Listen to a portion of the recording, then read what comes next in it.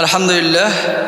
আচ্ছা মোহতারাম, ঘরের মধ্যে বিড়াল পালন করলে কোনো সমস্যা আছে কিনা, এবং বিড়ালের সাথে বিড়ালের মতো দেখতে যদি একটা কুকুরও পালন করে কোনো সমস্যা আছে কিনা? গুরুত্বপূর্ণ একটি বিষয়। সেটি হচ্ছে বিড়াল পালন করা জায়েজ, এটা হালাল। আল্লাহ রাসূল সাল্লাল্লাহু আলাইহি ওয়াসাল্লাম বিড়াল খুব পছন্দ করতেন। আপনারা যারা হজ্জে গিয়েছেন, উমরায় গিয়েছেন, বাইতুল্লাহ যারা গিয়েছেন তারাও দেখতে পাবেন যে বিড়াল রয়েছে এবং বাইতুল্লাহ ঘোরাফেরা করছে। ইভেন কাবা চত্বরের আশপাশেও কিন্তু বিড়াল দেখা যায়, হেরেমের চত্বরেও কিন্তু বিড়াল দেখা যায়, কবুতর দেখা যায়। তো এই ধরনের প্রাণীগুলো আপনি যদি লালন পালন করেন, যেহেতু হেরেমের মধ্যে বিড়াল ঘোরাফেরা করতে পারে, সেহেতু বাড়ির মধ্যে ঘোরাফেরা করতে পারে, কোনো সমস্যা নেই। মসজিদের মধ্যে বিড়াল ঢুকতেই পারে, এবং এই বিড়াল